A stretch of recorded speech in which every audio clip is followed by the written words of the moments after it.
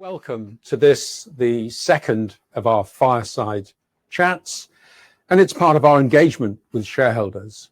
And we're particularly keen to reach those who, for one reason or another, may not be able to attend our AGM here in London. And indeed, looking at the numbers from last year, we can see that if you take the participants who listened to this event last year online or following it on the download, it was many, many more than were able to attend the AGM. So we think it's a useful exercise. And with me today is Bea Holland, our distinguished chairman, who will set the scene, and then she will hand over to Paul Niven. Paul Niven, the portfolio manager of the trust from Columbia Threadneedle Investments, one of the city's most senior and highly respected investors. And he will take you through the annual report. I will then be putting your questions to Bea and Paul. And Mark's already explained how you can submit the questions. I've already got some coming in on my laptop, I can see, and I'll take those questions and we'll answer as many as possible at the end of their presentation. So over to you, Bea. Welcome, everybody. Thank you very much. This is just, Paul will run through the detail of the performance in a minute, but I just wanted to give you a quick introduction. Obviously, this was the second very strong year of performance for your investment trust and obviously for markets as well. Our objective remains both growth in capital and income, and that is still the focus of Paul and his team. Our 10-year shareholder return has been 212%, which is more than 12% per annum. This year, the return was 21% on the NAV versus 19.3% for the benchmark, although the shareholder return itself was a little bit lower at 16.9% because that was impacted by the slight widening of the discount to 9.2% from 5.9%. Paul will give you the detailed performance, but we as a board are very happy with it, and hopefully you all are too. We also are proposing another rise in the dividend, subject to the approval at the annual general meeting on the 30th of April. We're proposing a final dividend of 4.8%, of 4.8p, which gives a total of 15.6p for the year, which is an increase of 6.1%. This means that that compares with 2.5% for CPI. And that means that dividends have grown over 1, 3, 5 and 10 years and exceeded inflation in each of those periods.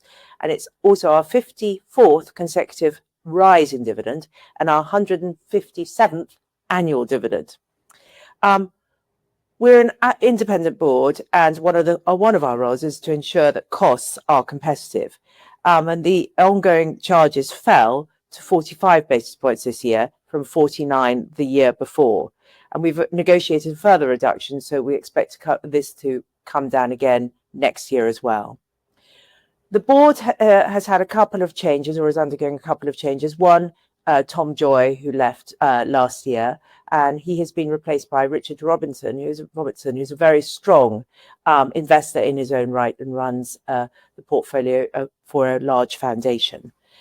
We are also losing Edward Knapp later this year.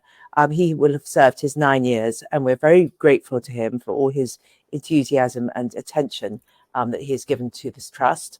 The search is underway, and we will let you know more once we have chosen his successor.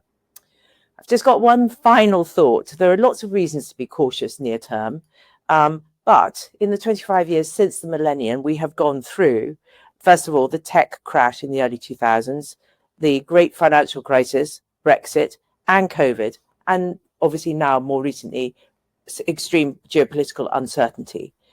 But there are also developments which should bode well, particularly in AI and other tech. Paul will obviously discuss all this much more in detail, but where we think that there may well be a positive impact for the world, but we're still evaluating exactly what that is.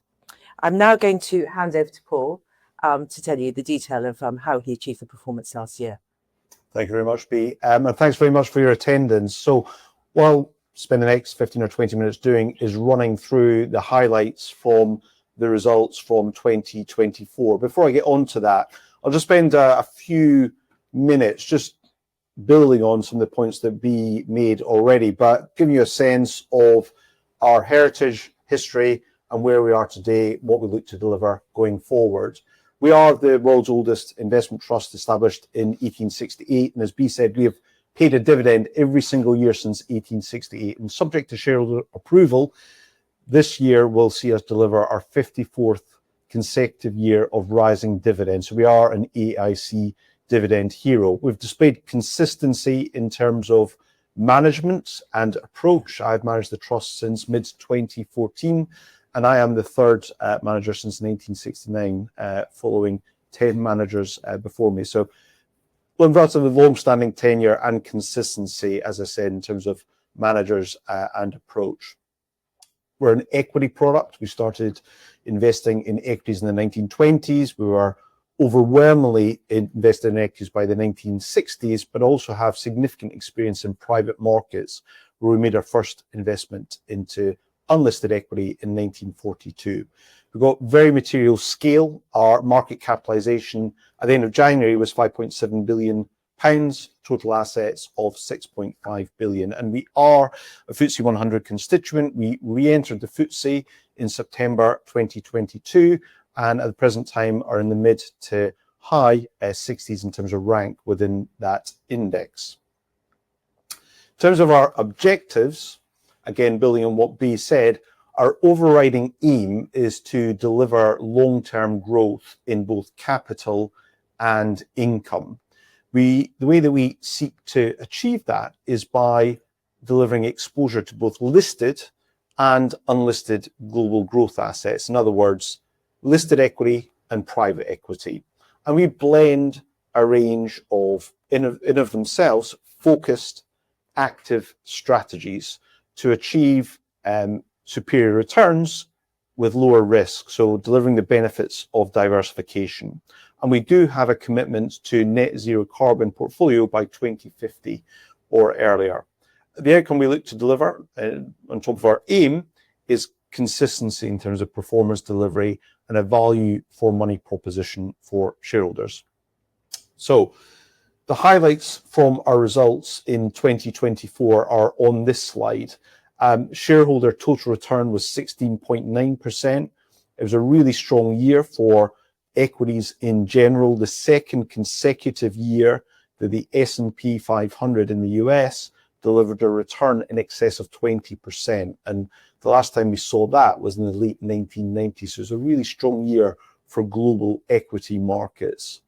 Our underlying NAV, net asset value, total return was 21%. And that was ahead of the benchmark return, the FTSE All World net index of 19.3% for the year. I'll go into explain a bit about the drivers of return in a moment.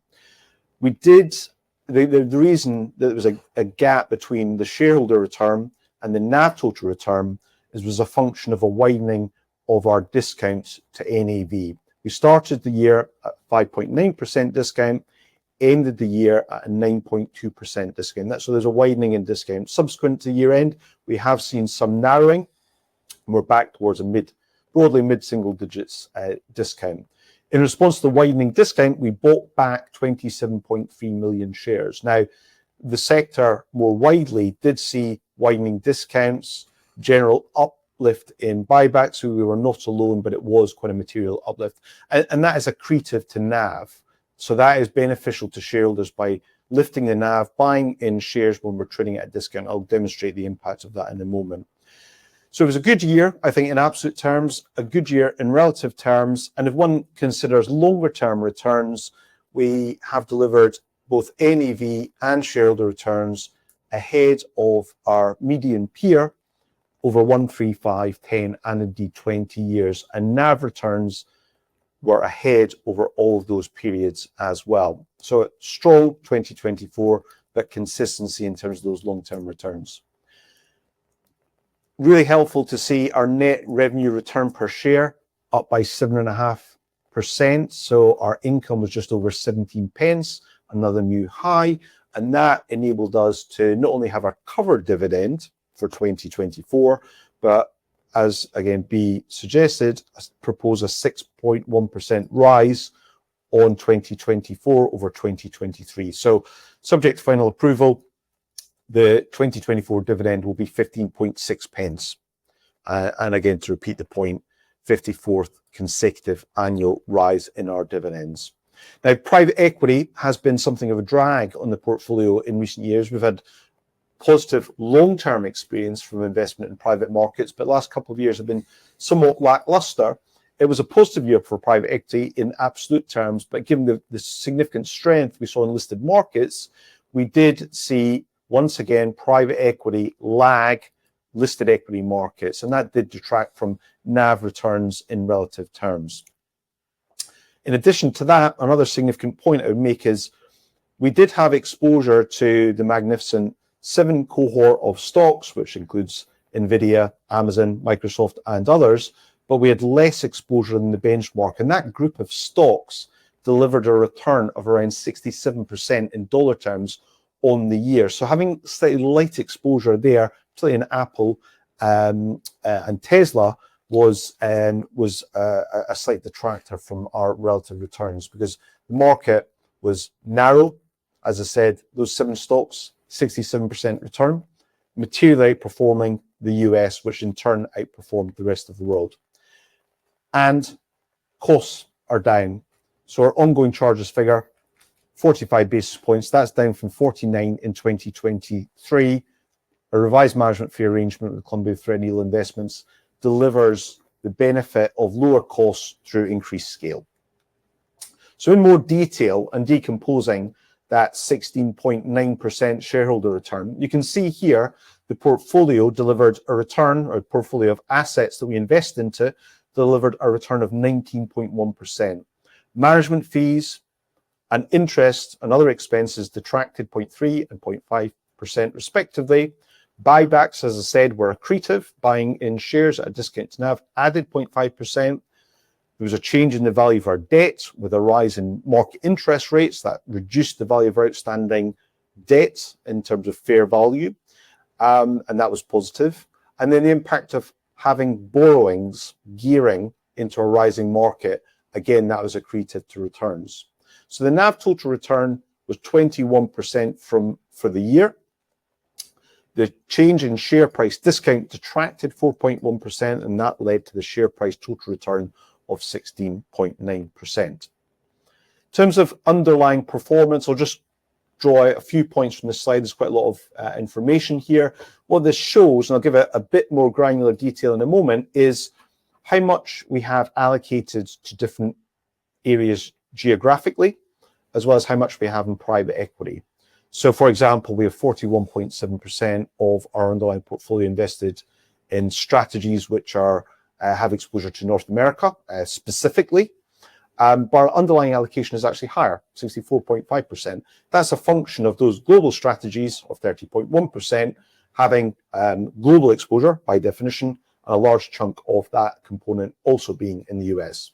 So you look at the underlying allocation, you can see there's 64.5% of the portfolio in North America, 20% in Europe, and so on. Portfolio performance and index performance is in the last 2 columns. So you can see the highlights and relative lowlights in terms of performance for 2024. North America, we had very, very strong performance, 27.7% for the year in aggregate, that compared to the index of 26.3. Within that, we've got exposure to growth stocks and value stocks. Both our primary growth manager and our primary value manager outperformed their respective indices significantly. Europe, while the index return was relatively lackluster in a global context, we had significant outperformance, delivered 11.3% against the index of 4.2%. In Japan, again, good outperformance, 14.9 against 9.7, whereas there was some modest underperformance from our emerging market exposure, quite a small allocation, you can see 4.9%, but also some underperformance from global strategies. And in that global strategy context, we've got, again, some growth exposure and some more value-oriented exposure. There, growth exposure did very well, 25.4% from our global focus strategy, whereas our more income-oriented and value-oriented strategies actually underperformed the benchmark. Not out of line with expectations, given the fact that growth stocks were in the ascendance once again and meaningfully outperformed value, but nonetheless slightly disappointing to see global strategies in aggregate underperform. Now, if one took the portfolio, excluding private equity, we outperformed listed comparators.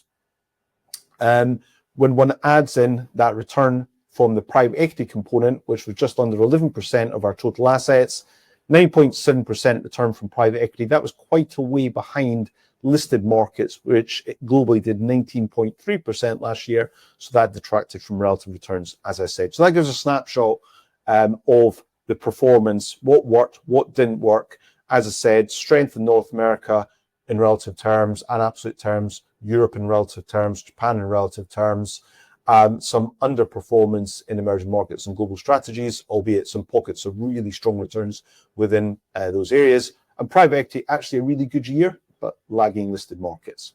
In terms of our allocated exposure, again, lots of information on this chart. You'll be able to perhaps look at this in more detail on the playback if you have interest. But this shows you a few aspects. One, the fact that we are diversified in terms of our underlying strategies. The reason we are diversified is that by blending across a range of differentiated investment strategies that each invest in a slightly different way, one can add returns while reducing risk. So there's more than one way, in our view, to win within global equities. You can buy cheap stocks, value tends to outperform in the long run. You can buy growth stocks and high momentum stocks, that also tends to work in the long run. And you can buy high quality companies, that also tends to work in the long run. So by blending across those different components with growth, quality, and value attributes, with strategies that have concentrated exposure, a very specific mandate in terms of delivery, we can add returns and smooth the performance outcome for shareholders. So this gives you a sense about exposure regionally, globally, and also within the private equity space. So again, just adding a little bit more detail to that, we've got a few areas within the US market that we have exposure. Some of that is managed by Columbia Threadneedle Investments. We also have JP Morgan Asset Management, who run a growth portfolio for us. As I said, very strong performance last year, meaningfully outperforming the Russell 1000 growth. Barrow Hanley outperforming last year. They're a Dallas-based value manager. Elsewhere, a range of different strategies in global and also in private equity, where again, we blend internal expertise to source and select funds and co-investments, but we also use third parties, and specifically in the case of Pantheon, and who run a bespoke program for us in terms of venture capital and growth exposure, and they provide us with access to preeminent managers in that space.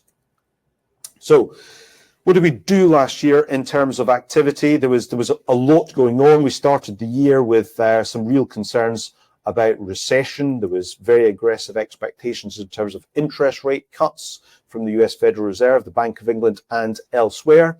AI, artificial intelligence, remained a dominant theme, and the US performed very, very strongly, outperforming global markets, and growth, as I said, outperformed value. And I shouldn't forget to say that obviously towards the end of the year, we had a rather significant event in the US in terms of the presidential election. And initially that led to quite a boost to risk assets, equities, and US equities specifically. But obviously since year end, the picture there has turned somewhat, and I'm sure we'll have some questions on that. So we ended 2024 with more exposure in the US than we started. You can see growth and value exposure there was higher at the year end than at the start. We had less in Europe and emerging markets. And actually in the early part of the year, we sold some European exposure. We also sold some emerging markets. We added to global focus, as I said, very strong performer last year, 25.4% return. We also added to our global enhanced strategy as well. And private equity reduced slightly as a proportion of the overall portfolio. Private equity, we had net distributions, so we had more out of the portfolio than we paid in terms of that Columbia Threadneedle Investments component. But really the reason that allocation went down slightly proportionately was really because listed equities performed so strongly relative to unlisted. In terms of our revenue and dividends in a little bit more detail, and repeating some of the points I made previously, final dividend is proposed at 15.6 pence. That will be an increase of 6.1% on the year, ahead of inflation, not just last year, but 1, 3, 5, and 10 years, and indeed longer term. We had a very helpful increase in net revenue return per share of 7.5% last year to a new high. Our revenue reserves are extremely healthy. At the end of 2024, we held £116.2 million in reserve before the payment of third and final dividends, and that equates to about 24.2 pence per share. So cover dividend, substantial revenue reserves, and that puts us in a very strong position to not only pay dividends in future years, but to pay rising dividends in future years. And the boards are clearly committed to raising dividends for shareholders over the long term, as we have historically. Look-through exposure at the end of the year, including liquidity, including private equity, the left-hand side there. Again, a lot of information on this chart, but it shows you that we do have over 60% of the portfolio invested in North America. We've got a small amount of liquidity. Right-hand side there, listed equity exposure, technology and consumer discretionary are the two largest single components of our listed equity portfolio. Gearing fell slightly on the year. We didn't borrow any more during the year. We hold about £580 million worth of debt. That was held relatively constant throughout the year. So the fact that our asset value rose and gearing in nominal terms was held constant means that debt at par fell and debt at fair value also fell. So gearing fell from just under 10% to around about 9% last year with debt at par, and fell closer to 5% with debt at fair value. So we're modestly geared when one considers debt at fair value. I would say around about the 5% level. And I just want to reiterate, and those who have heard me speak will know that every opportunity that I have, I will remind shareholders that we have fantastically well-priced long-dated debt. This shows that £580 million worth of borrowing split over different maturity buckets. So we've got around about £170 million of debt that is due in the next 10 years, around about 150 in the next 10 years, 10 to 20, and so on. And this shows the fixed rate that we pay for each segment. So you blend all that together, and our blended cost of debt in fixed terms is about 2.4%. And we did borrow as low as 1.87% for 2061 borrowing. So we've taken that debt and we've invested into assets, equities and private equity. And if we make a return over the long term, which exceeds the cost of funding, that will be additive to returns. And given the hurdle rates we have in terms of borrowing rates, we think that's highly likely. Ongoing charges, we do, as I said, seek to deliver not only strong and consistent returns for shareholders, but do deliver these returns in a cost-effective manner. And the board engaged with the management company, renegotiated fees. We felt we already had a competitive fee rate, but that has been reduced further. So our ongoing charges fell, I should say, from 0.49% down to 0.45% at present. And part of that reflects the benefit of scale, but also a revised management fee arrangement. So from the 1st of January 25, management fees which Columbia Threadneedle will earn from F&C, which is based upon the market capitalization of the company. So I should point out that the interests of the management company and the shareholder are aligned in terms of market value rather than net assets. So when the discount narrows, it's good for us, the management company. When the discount widens, then clearly the market capitalization, all else being equal, will fall and we will earn less. So our interests are fully aligned there. We've reduced the tiering in terms of that 0.3% rate from 4 billion to 3.5 billion. And above 6 billion, there's a new rate which has been introduced. So when market capitalization is above 6 billion, the value above that will be charged at 0.2%. We're not at the 6 billion level yet. We're hopeful to reach that level in coming quarters and years. At that point, there'll be a new tier which is introduced at 0.2% for value above that level. And then next year, again, as B alluded to, that 25 basis point rate will be payable on assets from 3 billion to 6 billion, or from market value, I should say, from 3 billion to 6 billion. So that should be beneficial, again, to a further reduction in our ongoing charges, which have come down meaningfully in recent years.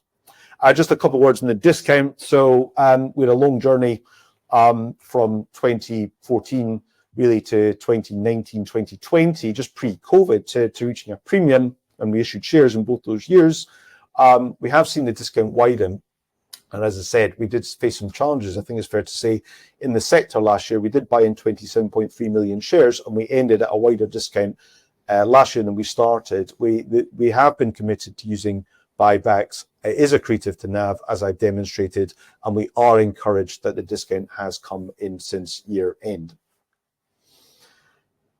Performance from a slightly longer term perspective, again, quite a lot of information on this slide. A couple of key points. This shows you the shareholder return, the NAV return, against different comparators. The AIC, which is the Association of Investment Companies, are closed-ended peers over these time periods, and where we sit from a quartile perspective. So last year we delivered a second quartile. We're in the top 50% of competitors in terms of our shareholder return, but we're in the top 25% in terms of NAV return. And those were meaningfully ahead of open-ended fund equivalents, but also we were ahead of benchmark. So to repeat the point I made in one of the early slides, we're ahead of benchmark. We're ahead of benchmark at the end of 2024 over 1, 3, 5, 10, and actually 20 years as well. So we're very pleased with that outcome, and obviously very strong absolute returns as well. So I'm sure we're going to get into Q&A. I'll make just a few comments before we do take questions, just with respect to where we are and notwithstanding all the obvious uncertainty, our view on the outlook. Firstly, I would say the fundamental backdrop for equities is predominantly, in our view, driven by the outlook for corporate earnings, interest rates and inflation, and the corresponding risk appetite of investors.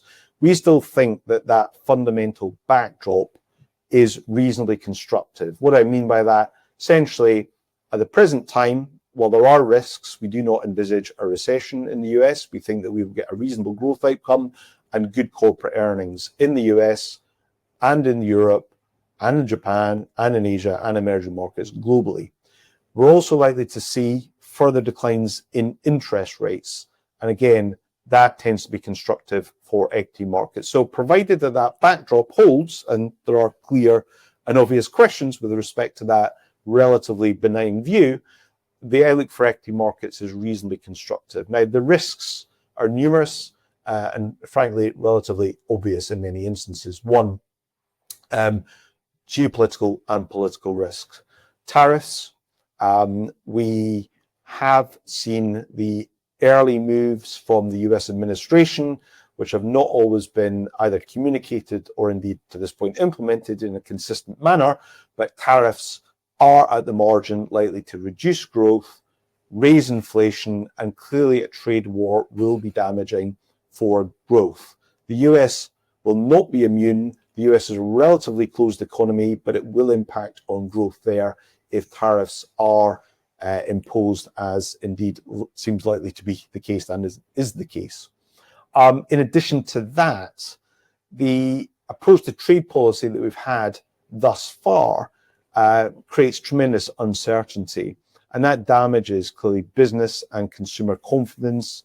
Businesses will have less confidence in terms of capital expenditure decisions. Consumers, whether they work in the public sector in the US or not, will have a lower confidence with respect to the outlook that impacts their particular role and job in the wider economic environment. So there is a clear risk here that if the trade war escalates, that will be detrimental to growth. We hope that that will not be the case, but it is a risk.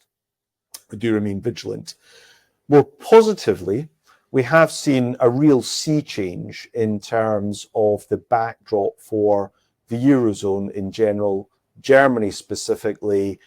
Growth prospects from that region look much brighter over the longer term. There's been an announcement of a plan to meaningfully increase expenditure, fiscal expenditure on defence and infrastructure. That will boost headline growth. It will be concentrated in certain segments of the economy.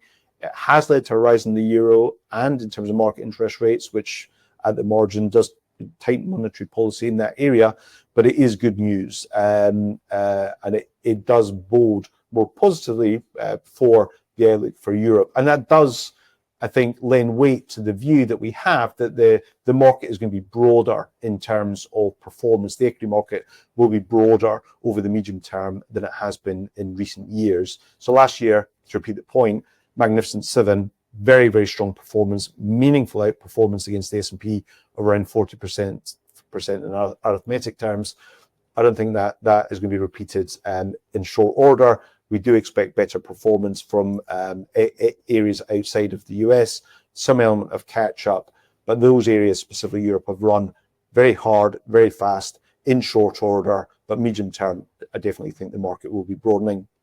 For private equity, exits will depend to some extent on the risk appetite of investors. Unlisted markets, clearly, we do expect that deal volumes and exits will increase. I should say we did see some very good exits last year on our private equity portfolio from the co-investment side. One notable exit we had was from pet supply retailer Jollyes. We made a 3.7 times return on that investment and over £29 million returned back to the trust. So we're seeing some good exits coming through. It was a good year actually for private equity in absolute terms, and we're hopeful that that will continue.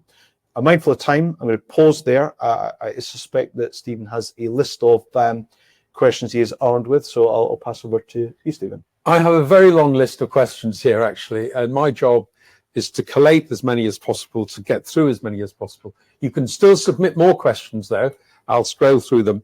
And you've answered the first one. There's a big theme of a lot of the questions. You've partly answered this, and it's people asking about global political instability, White House chaos, and in particular, you've got a big exposure to the US, a big exposure to technology.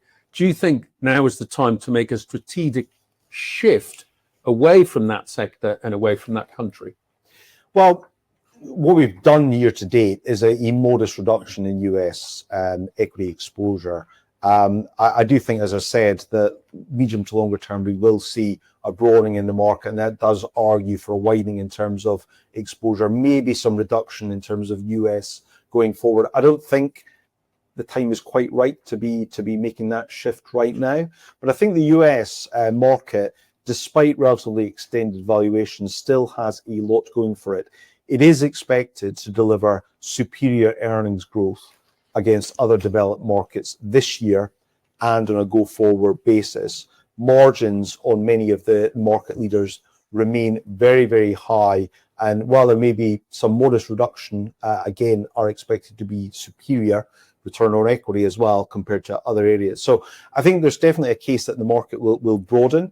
I am not, and again, you know, if events may change and things are, the political and geopolitical backdrop is moving very quickly, but I am not of a view that we're currently in a bubble in the US. I'm not of a view that the valuations are so extended that we're going to get a meaningful setback on that basis alone.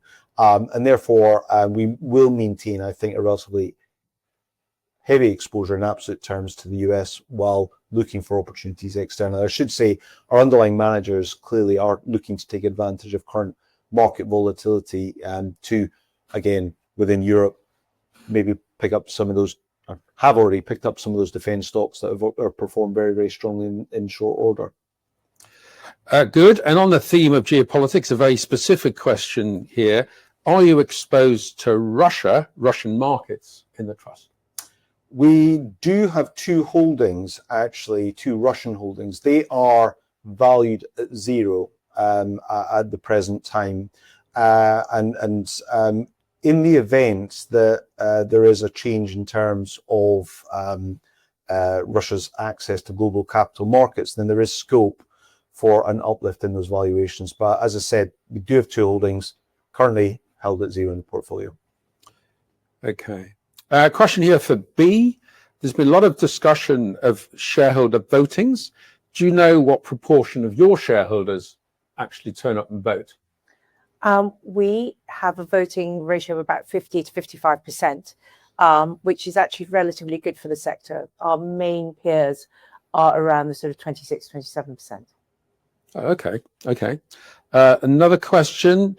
The trust has a net zero commitment by 2050.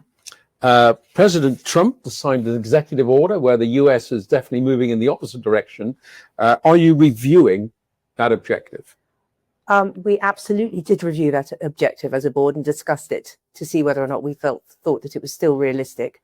I think that at the moment, we believe that there is long enough till 2050 to still get there. The world does need to decarbonize. I mean, that is very obvious. And so that's not going away, whatever the legislation happens to be in the United States for the next few years. You have seen that in our annual report, you will see in our annual report that our weighted average carbon intensity has actually gone up over the last couple of years. So we have always said to Paul, we want to be responsible investors, but we want our shareholders' investment returns to be the first and foremost focus. And so at the moment, we believe that that is still a possible balance to have. It may well change as we get closer to 2050, but at the moment, we are comfortable. Good, thank you. So there's several questions on a similar theme here. One is, how are you taking defensive approaches to your exposure in US and US tech? Do you hedge the currency? And the third question I'm going to link with this is, in listing your different exposures, there was no mention of UK value. Do you have any views on that? Yeah, okay. I think that's 3 or 4 questions in one, Stephen. So I'll try and remember as we go through this. So firstly, with respect to the US and what we're doing to defend values, I think one of the best means of defense that one has in investments is to diversify. So we start from a diversified position. We do have exposure to US growth stocks. We do have exposure to the Magnificent Seven, albeit, as I said, we are slightly underweight the index, those areas, and we supplement and complement that with value exposure. And I think that starting point of not overly being overly relying on a specific segment of the market in the US is sound and should place us in good stead in terms of potential volatility that is to come. As I said also in the presentation, we are balanced between growth and value. So we do not have a particularly large position relative on growth stocks right now. We have in recent years, and it wasn't obvious from the presentation that I've given today, but I think it has been obvious in some of the prior presentations which shareholders may have seen, taken really quite an active approach to management of our growth and value exposure, having been meaningfully overweight growth stocks and conversely meaningfully overweight value stocks in the US. As I said, we have chosen to balance up that exposure. I think growth stocks are likely to deliver superior underlying fundamental growth, but clearly there's limited scope for disappointment in terms of valuations. So hopefully that gives us a sense of a response to the first part of the question. The first part of the question, hedging currencies. We do not hedge currency exposure as a matter of course. However, we have historically taken the opportunity to hedge a portion of currency risk. At the present time, we do not have a position on in terms of a currency hedge. It is a very active and frequent discussion with the board. And clearly, as a UK-based trust, that invests in global equities and a large portion of the assets in US equities, we and shareholders would be exposed negatively to a sharp rise in sterling. That would be detrimental to NAV returns, and actually would be detrimental to revenue. So it's a point of significant consideration. At the present time, I don't frankly see a compelling case that sterling is going to be a very strong currency against the dollar, and therefore I don't think that's going to change in the short term, but it is something that we do pay very close attention to. UK equities, which I think was the third question. UK equities optically look cheap, which I think was the inference from the question. As to Europe, in fact, areas outside of the US, equity market in general look cheap. You can look at most areas, whether it's small cap or large cap stocks, UK, Europe, even Japan now, comparing them to the US, and reach a conclusion that these areas offer value. I think there is a difference between the optics and reality, and while the UK and indeed Europe have performed better, and as I said, I would expect medium to longer term some broadening out in returns, I struggle to see a meaningful and sustained bull case for UK equities to outperform global on anything other than value. I don't see a superior growth outcome in terms of the corporate earnings backdrop. I do think we've got some domestic challenges here from a macro perspective. So we're not meaningfully increasing UK equities, albeit I should caveat that with our European exposure is predominantly pan-Euro. So we delegate part of that decision actually to our pan-European manager, who had a really, really strong year last year in terms of relative returns. Did I capture everything? I think you did. Well done, remembering all of them. So another question here is, when you're switching between managers with different styles, and the questioner mentions value versus growth, and internal and external, what factors drive that decision? So in terms of the stylistic decision, so I think the way that I think about the way we construct the portfolio as a starting point is, as I said previously, there's more than one way to win in global equities. You can value outperforms in the long run, growth and momentum outperforms, and quality outperforms. So the starting point of having positive exposure to value, to growth and momentum and quality is a good place to be. However, what factors drive a move in managers or a move in styles? There's different aspects to that. One, from a manager perspective, essentially a loss in confidence in process or personnel, and a lack of adherence to stated philosophy and process. And that doesn't happen very often, because when you buy or have exposure to a manager, hopefully, we do the diligence, and the manager has a consistent and persistent approach that will, in the long run, drive some relative value, but will, fluctuate through time. So if they deviate from process, or there's a fundamental change in personnel, then that will trigger a review. And obviously, flags for that can not only be people leaving, but obviously performance outcomes being different than expected. So last year, it's not surprising, value stocks and our value managers underperformed the S&P. But if they meaningfully underperform comparator indices and there's some style drift, then that's a flag for us to reconsider. From a stylistic perspective, I think there's two aspects that we'd consider in terms of the value, quality, growth aspect. One is the macro environment. So what's happening in terms of inflation and interest rates and growth. And in simple terms and highly stylized terms, when interest rates are rising and inflation is rising, then that might be a better value for environment for value stocks. When growth is scarce, it might be a better environment for growth stocks. Doesn't always work out like that, but there is a cyclical element in terms of performance. And when you're heading into recession, then quality might outperform or typically outperform. So there's a macro component, but there's also a valuation component, and that is a real live issue right now, whereby clearly in recent years, the value spread between growth stocks and value stocks has reached extended levels. And we're constantly, again, asking ourselves, is that premium on growth stocks warranted? And that's come in quite a way actually in the last month or so, but that can be a trigger for rotation between the different styles. Well, thank you very much. I think our time is up. I'd like to extend my thanks, and thanks to everybody, to B. Holland and Paul Niven, and most of all to you, our shareholders, for participating in this online event. Thank you.